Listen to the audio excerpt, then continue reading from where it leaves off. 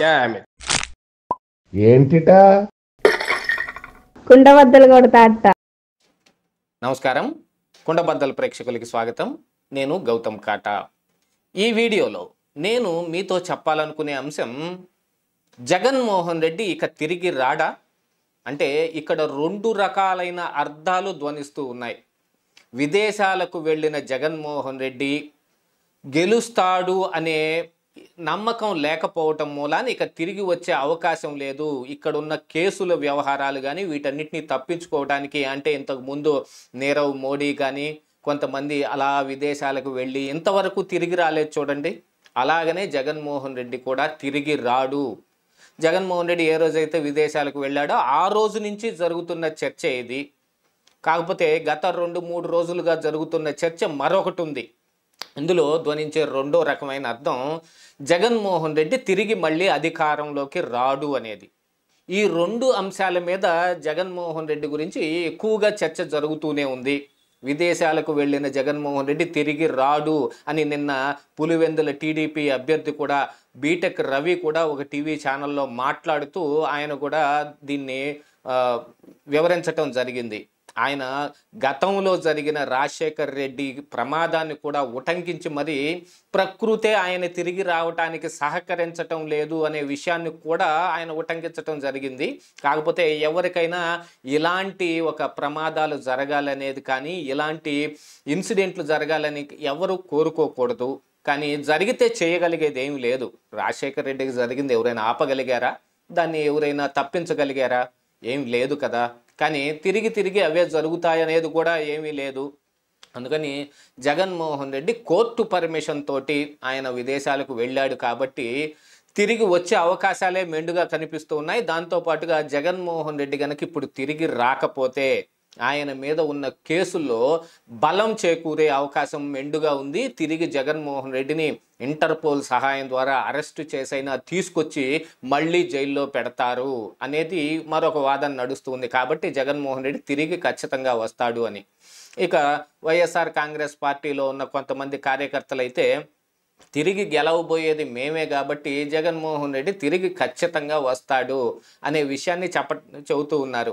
వాళ్ళు ఇంటర్నల్గా ఏదో ఒక సర్వే చేయించుకున్నాం, దాని ప్రకారంగా మాకు ఒక 70 సీట్లు మేము ఖచ్చితంగా గెలుస్తాం, టీడీపీ జనసేన బీజేపీల కూటమి 50 సీట్లు గెలుస్తుంది, మిగతా టఫ్ ఫైట్ ఉంది. ఆ టఫ్ ఫైట్లో కూడా ఎక్కువ మంది మహిళలు ఓటేశారు కాబట్టి, వాళ్ళు లబ్ధిదారులు ఓటేశారు కాబట్టి మాకే ఎక్కువ సీట్లు వచ్చే అవకాశం ఉంది, మెజార్టీగా మేమే సీట్లు సాధించి అధికారంలోకి వస్తాం అంటే ఐపాక్ టీం చెప్పినట్టు మాకు ఒక 105 సీట్లు వస్తాయి అని కానీ, లేకపోతే జగన్మోహన్ రెడ్డి వెళ్తూ ఒక చమక్కు వదిలిపోయాడు ఈ వైఎస్ఆర్ కాంగ్రెస్ పార్టీ కార్యకర్తలకి, ప్రజలకి, అందరికీ. గతంలో వచ్చిన 151 సీట్ల కంటే కూడా ఎక్కువే వస్తాయి, ఒక ఆకు ఎక్కువే ఉంటుంది తప్ప తక్కువ లేదు అన్నట్టుగా చెప్పి వెళ్ళాడు. దాంతో అందరూ ప్రజల్లో జరిగిన చర్చ ఏమిటయ్యా అంటే 151కి పెచ్చు వస్తాయి అంటున్నాడంటే అది ఖచ్చితంగా రివర్స్లోనే జరుగుతుంది. ఏదో కార్యకర్తను ఉత్సాహపరచడానికో మరి ఇతర కార్యక్రమాల కోసమో ఆ విధంగా మాట్లాడాడు అనేది అన్ని ప్రజలందరూ చర్చించుకుంటున్నారు అనే విషయాన్ని కూడా బీటెక్ రవి నిన్న ఇంటర్వ్యూలో ఆయన ప్రస్తావించటం జరిగింది. ఇక జగన్మోహన్ రెడ్డి తిరిగి అధికారంలోకి రాడు అనే విషయానికి దగ్గరకు వస్తే గనుక, జగన్మోహన్ రెడ్డి తిరిగి అధికారంలోకి వచ్చినా రాకపోయినా, అంటే నిన్న నేను ఒక వీడియో పెట్టాను, ఆ వీడియో కింద కొన్ని కామెంట్లు వచ్చాయి. జూన్ 4వ తారీఖున అంటే కౌంటింగ్ డే అన్నమాట. కౌంటింగ్ డే 12 గంటలకల్లా ఆల్మోస్ట్ వాళ్ళు ఎవరికి మెజారిటీ ఉంది, ఎవరు గెలిచే అవకాశాలు ఉన్నాయి, ప్రాబబిలిటీస్ మొత్తం తేలిపోతుంది. గత 5 సంవత్సరాల కిందట కూడా ఇలాగనే జరిగింది కాబట్టి ఈసారి కూడా 12-1 గంట లోపు ఎవరు అధికారంలోకి వస్తారని తేలిపోతుంది.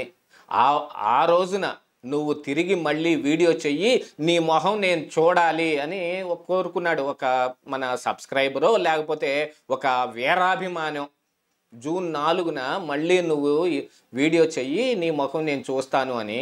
సరే, అలాంటి వాళ్ళు కూడా అంటే జగన్మోహన్ రెడ్డి అధికారంలోకి వస్తే మా ముఖాలన్నీ వెలవెలబోతాయి, మేమంతా చిన్నబుచ్చుకుని ఎక్కడో మొహం దాచిపెట్టుకోలేక సిగ్గుపడుతూ ఉంటాం అనేది అతని కోరిక కావచ్చు. సరే, జగన్మోహన్ రెడ్డి గెలిచినా గెలవకపోయినా నేనైతే వీడియో చేస్తాను. ఆ రోజున కొన్ని టీవీ ఛానల్స్ కూడా అడుగుతూ ఉన్నాయి. నేను ఆ టీవీ ఛానల్లో కూడా ఆ రోజంతా గంట గ్యాప్లో వాళ్ళకి ఇంటర్వ్యూ ఇవ్వటానికి కూడా ఈ 4న జరిగే కౌంటింగ్ ప్రక్రియ మీద విశ్లేషణ కోసం వాళ్ళు కూడా అడుగుతున్నారు. ఆ ఛానల్లో కనుక కనిపిస్తాను. జగన్మోహన్ రెడ్డి గెలిచినా వీడియో చేస్తాను, జగన్మోహన్ రెడ్డి ఓడిపోయినా వీడియో చేస్తాను. కానీ మరి మీరేం చేస్తారు? జగన్మోహన్ రెడ్డి గెలిస్తే వీరానందంతో పైకి గెంతులు వేస్తారు, నా మీద కొన్ని అభాండాలు వేస్తారు, నన్ను పచ్చ కుక్క అంటారు, మరేదో ఇంకా మీ ఇష్టం వచ్చిన కామెంట్లు చేస్తారు, అమ్మ ఆలి తేడా లేకుండా అందరినీ తిట్టిపోస్తారు. ఇక ఓడిపోతే మీరేం చేస్తారు? మరి నాలాగా వస్తారా? మీరే గనక రావటానికి కోరుకుంటే, జగన్మోహన్ రెడ్డి ఓడిపోయినా కూడా రావటానికి కోరుకుంటే నా ఛానల్లో మీ ఇంటర్వ్యూ వేయటానికి నేను సిద్ధంగా ఉన్నాను. మరి వచ్చేవాళ్ళు ఎంతమంది? ఆ రోజున ఓడిపోతే కనుక, గెలిస్తే నేను వస్తాను, నన్ను తిట్టండి, మీ ఇష్టం వచ్చింది చెయ్యండి, అంతకు మించి వేరే చేసేది ఏమి లేదు కదా. గెలిచినా గెలవకపోయినా వస్తాను. జగన్ ఎందుకు గెలిచాడో కూడా ఆ రోజు కారణాలన్నింటినీ విశ్లేషిస్తాను, మీ అందరికీ దాన్ని సవివరంగా వివరిస్తాను. మీకు గెలుపోటములతో తప్ప మిగతా వేటితోటి సంబంధం లేదు. జగన్మోహన్ రెడ్డి ఎన్ని అన్యాయాలు చేశాడనే దానికంటే కూడా జగన్ గెలిచాడా గెలవలేదా అనేదే కదా ఇప్పుడు మీకు కావాల్సింది.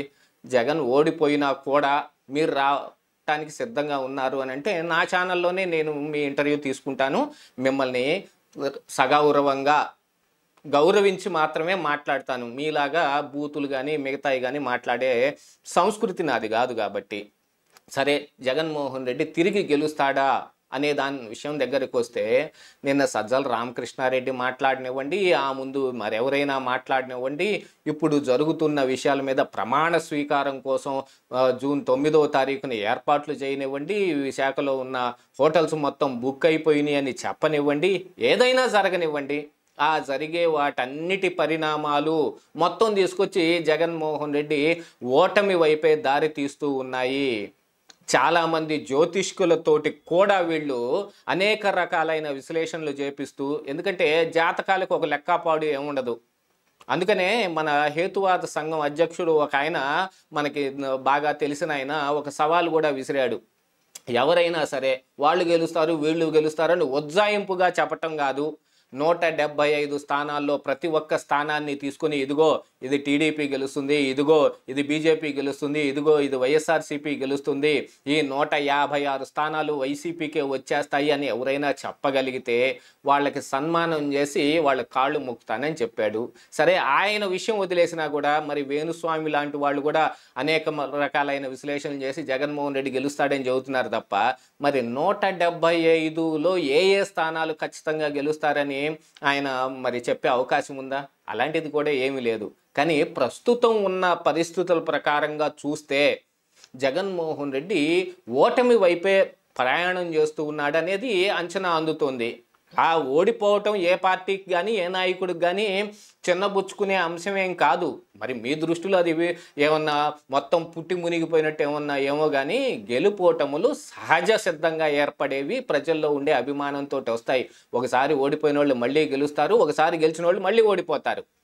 ఆ విషయాన్ని అర్థం చేసుకోవాలి తప్ప, జగన్మోహన్ రెడ్డి గెలిచినా గెలవకపోయినా మేమందరం ఉంటాం, కుండబద్దలు ఇలాగే ఉంటుంది. ఇదే ఈరోజు కుండబద్దలు.